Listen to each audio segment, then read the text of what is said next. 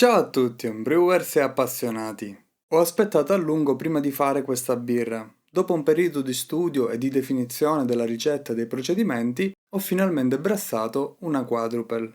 La birra di ispirazione trappista più complessa, alcolica e scura è anche una delle più recenti sul mercato. Per il BJCP rientra nell'ampia categoria delle Belgian Dark Strong Ale. Vi racconto come è andata la cotta e come si presenta la birra al momento.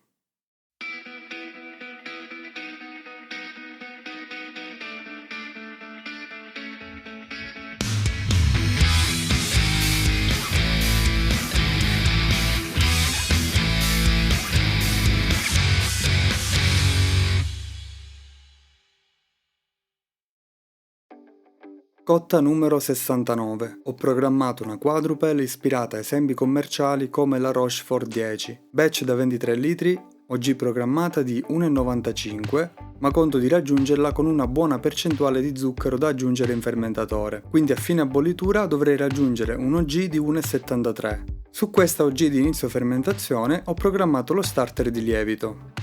Ho usato un ceppo di liquido, il VLP 540 della White Labs, che dovrebbe corrispondere al ceppo Rochefort, un ceppo belga che produce molti esteri ma non produce fenoli e che mi è piaciuto tanto sulla Double lo scorso anno. Ho programmato 2 litri di starter a densità di 1,40 per avvicinarmi al tasso di inoculo desiderato di 1 milione di cellule per millilitro per grado plato. L'ho fatto areare 2 giorni con l'agitatore magnetico e poi altri 2 giorni in frigo a decantare. Il giorno della cotta ho preparato i 35 litri di acqua per il mash. Come grist ho scelto 45% di Pilsner e 18% di Munich. Ho inserito anche 9% di fiocchi di frumento. L'uso di frumento o di altri cereali è una scelta tradizionale che insieme allo zucchero aiuta a snellire il carattere maltato in una birra ad alta gradazione, dove se utilizzassi solo il malto per raggiungere questa densità, questo la renderebbe un po' troppo stucchevole e pesante. Un punto essenziale di questa birra infatti è che non debba somigliare ad un barley wine. Come malti speciali ho cercato di essere più conservativo e utilizzarne piccole quantità perché tradizionalmente queste birre sono fatte con grist molto semplici e spesso si trovano ricette per lo più di origine americana dove per cercare di caratterizzare la birra si esagera con i malti speciali. Qui la gran parte della caratterizzazione va lasciata al lievito. Quindi ho previsto 4% di Cara Monaco 1, 4% di Special B e 1% di Carafa 3 che mi serve principalmente per spingere un po' di più sul colore, poiché lo zucchero che andrò a usare io differisce abbastanza da quelli belgi tradizionali che invece sono in grado di colorare più la birra.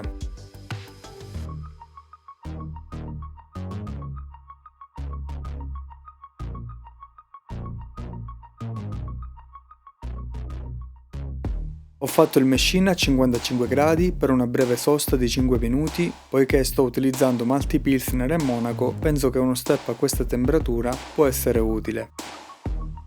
Con i soli malti scuri il pH è sceso a 5.6 e ho scelto di non correggerlo ulteriormente perché sicuramente continuerà a scendere ancora. Quindi porto a 63 gradi per il primo step di saccarificazione di 40 minuti. Secondo step di 20 minuti a 72 gradi e infine mash out di 10 minuti con la griglia montata per la filtrazione. Estraggo il cestello e faccio un breve risciacquo con i 7 litri previsti in ricetta. Ho rilevato una densità pre-boil di 1,60, 3 punti più bassa di quella prevista, quindi ho deciso di prolungare la bollitura da 60 a 90 minuti. Faccio bollire quindi per i primi 30 minuti senza luppolo e poi inizio con la gettata in amaro a meno 60 minuti con Northern Brewer 50 grammi che conferiscono 26 IBU. Gettata in aroma negli ultimi 10 minuti con 50 grammi di Styrian Goldings che cederanno altri 5 IBU. Essenziale è qui l'aggiunta di nutrimento per il lievito che oltre a fermentare una birra ad alto G si troverà nel mosto anche tanto zucchero, quindi va integrato l'azoto in questo caso. Questa carenza non si pone quando si utilizza solo il malto, questo lo si ritrova infatti già nel mosto. Vado in raffreddamento e lascio agire il Protafloc.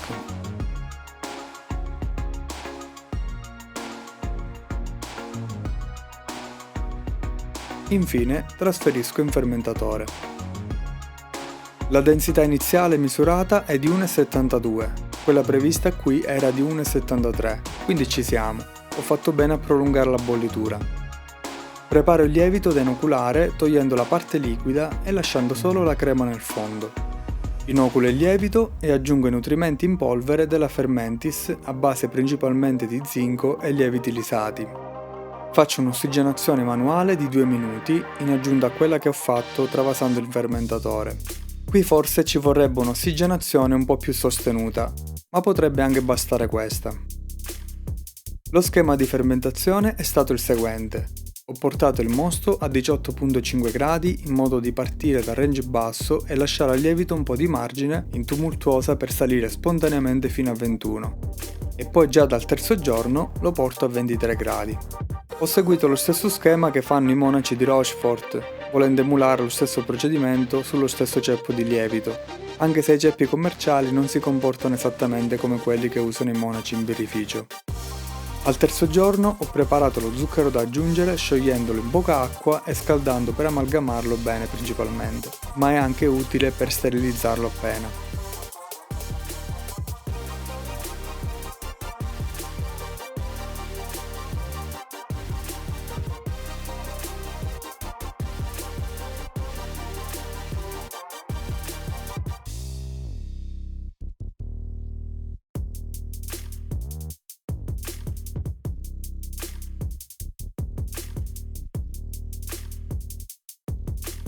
Quindi ho aperto il fermentatore, ho versato lo sciroppo e mescolato un po' con la paletta in acciaio sanificata.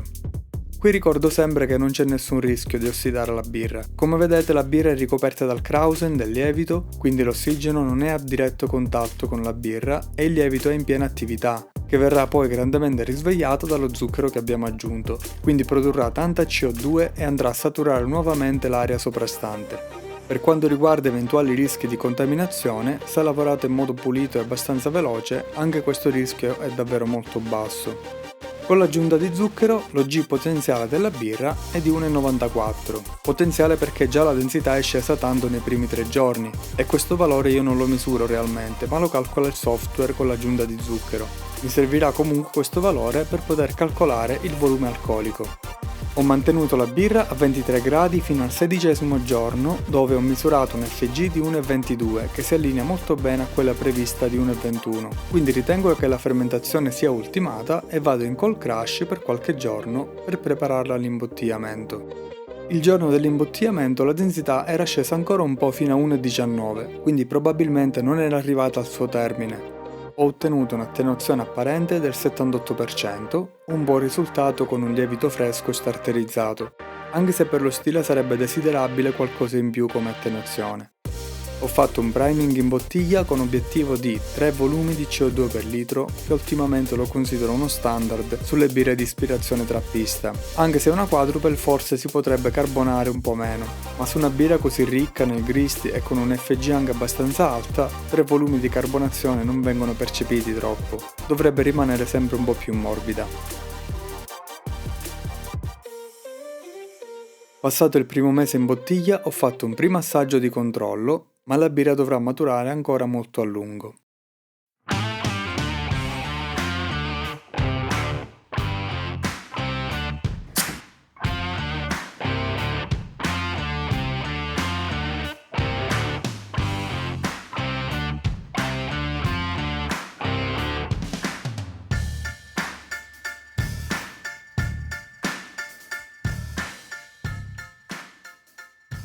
Buona produzione di schiuma, non di lunghissima persistenza, ma su una birra di 10 gradi non mi aspetto che lo sia.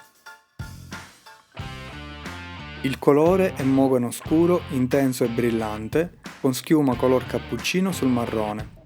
Buona pulizia visiva. L'aroma è intenso, fruttato, con note che ricordano frutta candita, frutta sottospirito, prugne secche, dattero e cacao. Il gusto è dolce, di crosta di panettone, molto speziata, anche se il lievito in questione non produce fenoli, ricorda comunque spezie di dolci natalizi. Gli alcoli superiori sono abbastanza presenti in bocca e pizzicano un po'. Nel finale lascia un leggero amaro che ricorda il cacao. Il corpo è pieno, buona cremosità, rovinato da un alcol un po' troppo bruciante. Carbonazione ottima per lo stile, come accennavo i 3 volumi in bocca si percepiscono meno, complice il corpo ben strutturato di questa birra. Scaldandosi escono fuori in modo più evidente note di cioccolato fondente.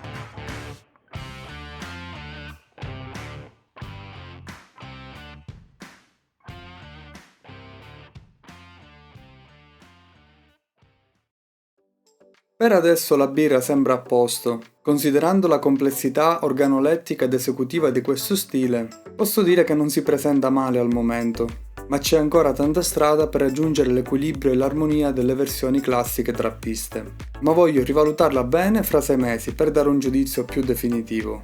È uno stile che dovrebbe richiedere infatti un periodo di maturazione tra i 6 e i 12 mesi prima di raggiungere il top.